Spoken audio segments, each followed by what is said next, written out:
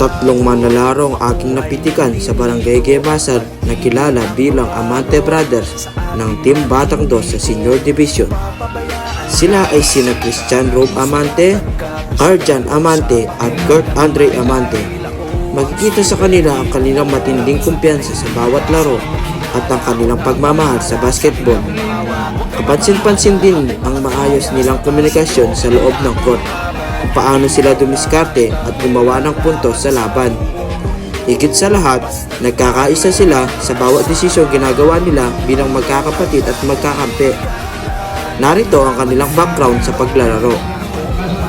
Umpisahan natin kay Christian Rob Amante o kilala bilang sharpshooter sa Barangay Gemasan Arayat o sa kanilang team na Batang Dos sa Senior Division.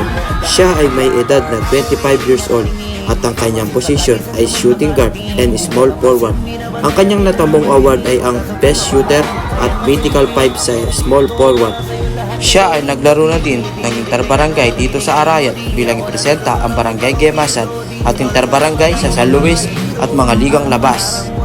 Ito naman ang kanyang kapatid na si Carl Jan Amante o kilala bilang The Destroyer ng Barangay Gemasan o sa kanilang team. Siya ay may edad na 24 years old at ang kanyang posisyon ay power forward o mas kilala bilang slasher. At ang kanyang award na natamo ay ang Season MVP, Finals MVP at Mythical 5 sa power forward. Naglaro rin siya sa Interbarangay Arayat para ipresenta ang Barangay Gemasan at mga ligang labas at ang pinakahuli ay ang CBA San Fernando League. Ang pinakahuli at pinakabata sa kanilang magkakapatid ay si Kurt Andre Amante o kilala bilang Kid Lightning. Siya ay may edad na 20 years old sa Gemasan Arayat, Pampanga. Ang kanyang posisyon sa basketball ay ang point guard.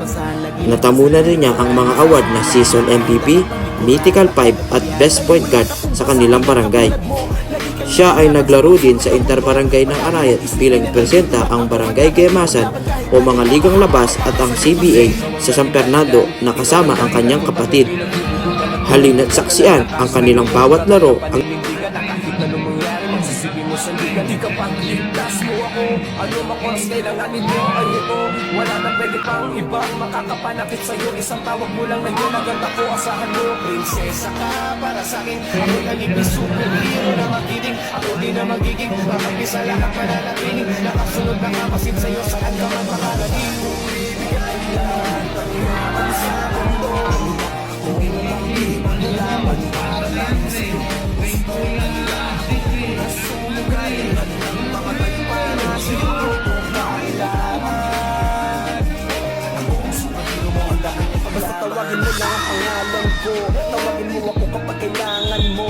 Sa oras na masama ang kalagayan mo. Parating na ako, huwag kang tatakbo. Andito lang ako habang nandyan ka. Di kasi ako papayag masaktan ka. Kung pwede lang na araw-araw bantayan ka. Para kung aalis ka man ay masamahan ka. Sa lakad mo huwag ka nang mangamba. Andito lang ako, ikaw ay kumalma. Kasama mo ako, huwag kang mataranta. Yayakapin kita kapag kinakabahan ka.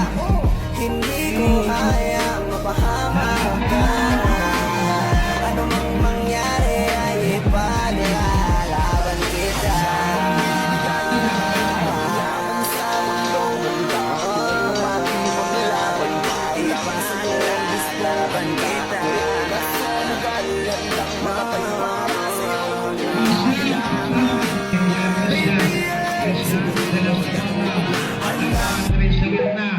Andres de las Tabor, 10 8